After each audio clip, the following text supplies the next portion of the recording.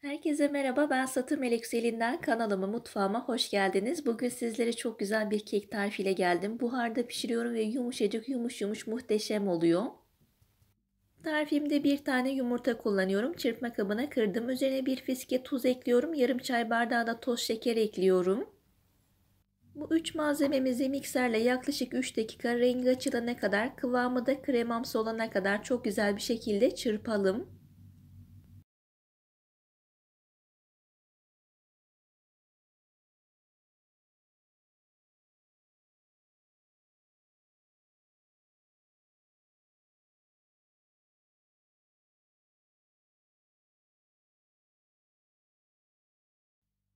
Yumurtamı istediğim kıvama gelene kadar çırptım. Sonrasında da üzerine 1 su bardağı un eliyorum. 4 gram da kabartma tozu ekliyorum. 4 gram kabartma tozu 1 tatlı kaşığı falan yapıyor. Bunu da söylemiş olayım. Sizlere detaylı bir şekilde açıklama kısmına not olarak düşerim.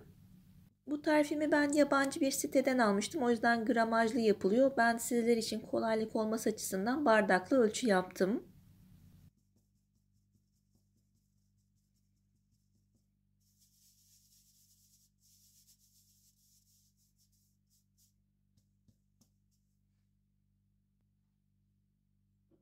Yarım su bardağı süt kullanıyoruz ama bunun yarısını ekleyelim. İlk önce karıştıralım. Sonrasında da kalanını ilave edelim.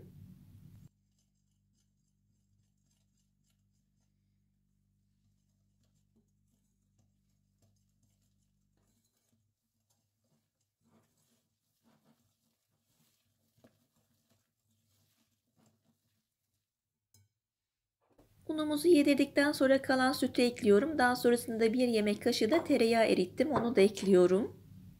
Bu kısımdan sonra pürüzsüz hale gelene kadar çok güzel bir şekilde çırpalım.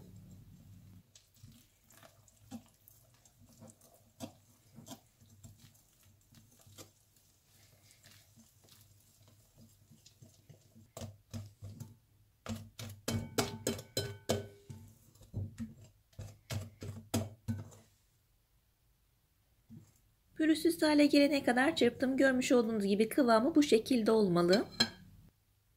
Tarifim için 4 tane alüminyum kase kullanıyorum. Üzerine de tekrardan müfin kağıtları yerleştiriyorum.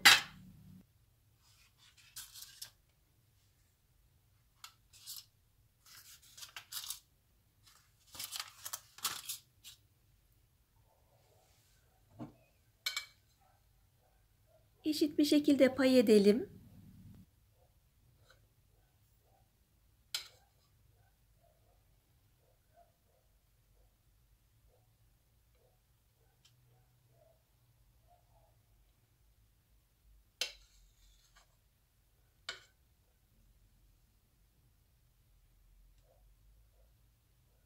Kekimi pişirmek için böyle delikli bir tane ilistere ihtiyacımız var. Derin bir de tencere ihtiyacımız var. Yarısına gelecek kadar su ekledim. Suyumu kaynamaya bıraktım. Keklerimi üzerine yerleştiriyorum. Sonrasında da üzerine havlu kapatıyorum. Tekrardan kapak kapatıyorum. Havlunun kenarlarını üzerine kapatıyorum.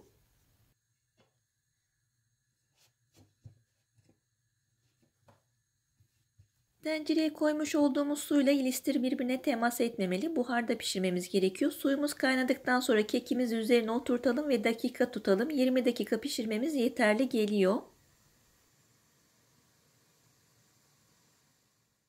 Suyumuz kaynadıktan sonra üzerine kekimi oturtturdum. Dakika tuttum. 20 dakika pişirdim. Görmüş olduğunuz gibi 20 dakikanın sonunda kekimiz pişti.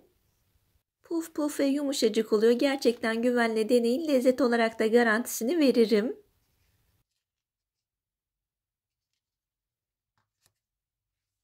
Sizlere hemen kıvamını ve yumuşaklığını da göstereyim.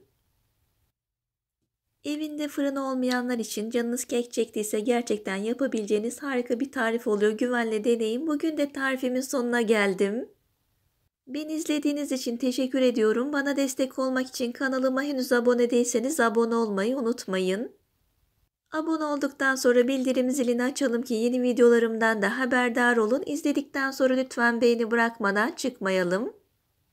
Kısa da olsa destek amaçlı yorum bırakırsanız mutlu olurum.